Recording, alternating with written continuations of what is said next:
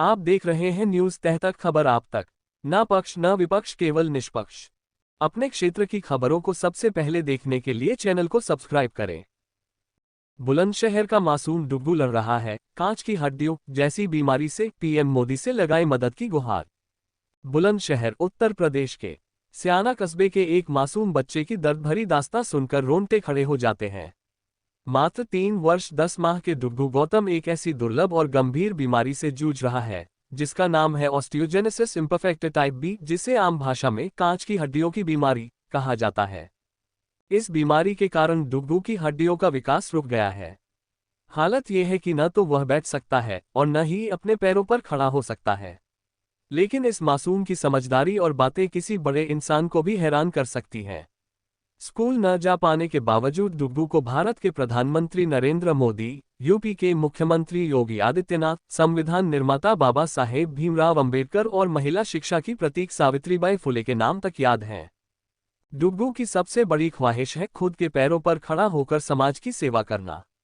उसने प्रधानमंत्री नरेंद्र मोदी से अपील की है कि उसके इलाज में मदद करें ताकि वह भी एक सामान्य बच्चा बन सके। डुग्गू के पिता आकाश गौतम एक ऑटो रिक्शा चालक हैं। पहले उनका खुद का ऑटो था, लेकिन बेटे की इलाज की कोशिशों में वह भी बिक गया। अब वो किराए पर ऑटो चलाकर रोज 500-600 रुपये ही कमा पाते हैं। इलाज के चलते वह भारी कर्ज में डूब चुके हैं। डुग्गू के जन्म के समय भी जटिलताएं थीं। जन्म के बाद लगभग 2 घंटे तक उसे ऑक्सीजन पर रखना पड़ा। परिवार को तब तक ये नहीं पता था कि ये शुरुआत है एक लंबी और कठिन लड़ाई की। 1.5 साल की उम्र में डुग्गू बोलने तो लगा, लेकिन न बैठ पाया न चल पाया। डॉक्टरों ने डुग्गू की बीमारी की गंभीरता को तो स्वीकारा है, मगर कहा है कि इसका इलाज संभव है पर खर्च करोड़ों में होगा।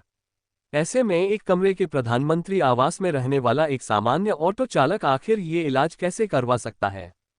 समाज और सरकार से अपील। अब डुग्गू के माता पिता देशवासियों और सरकार से गुहार लगा रहे हैं। डुग्गू को एक मौका दीजिए, उसे अपने पैरों पर खड़ा होने दीजिए। अगर आप डुग्गू की मदद करना चाहते हैं या किसी सरकारी स्वयंसेवी संस्था से हैं, तो कृपया इस परिवार तक सहायता पहुंचाने का प्रयास करें। एक बच्चे की मुस्कान करोड़ों के प्रयास से कहीं ज्यादा कीमती होती है। आपका क्या नाम? मेरा नाम आकाश गौतम। क्या आपके बच्चे को बीमारी क्या है? और जैसे सर, अभी तक बीमारी का नाम तो हमें भी अभी तक डॉक्टरों ने नहीं बताया है, लेकिन और लोग जो बताते हैं यही बताते हैं कि इसका इलाज इंडिया में नहीं है। इसका बाहर विदेश में कोई इंजेक्शन आता है 16-17 करोड़ का, पता नहीं कौन से देश में आता है, बताया कई लोगों ने।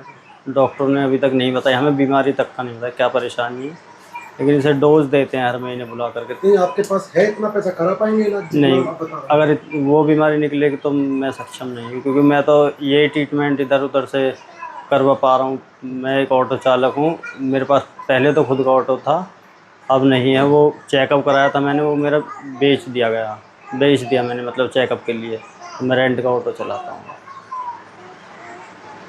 आपका नाम क्या है? रेसू गौतम। ये बताओ कि क्या तकलीफ क्या है आपके बच्चे को, आप क्या चाहती हैं आप?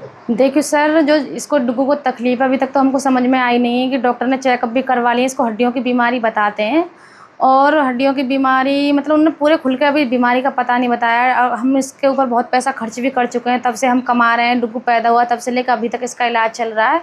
और डॉक्टर आपस में चर्चा भी करते, मैंने देखा कि डुग्गू को 17 करोड़ का एक इंजेक्शन आता है जो कि अमेरिका या दूसरे विदेशों में लगता है, उससे डुग्गू ठीक हो सकता है।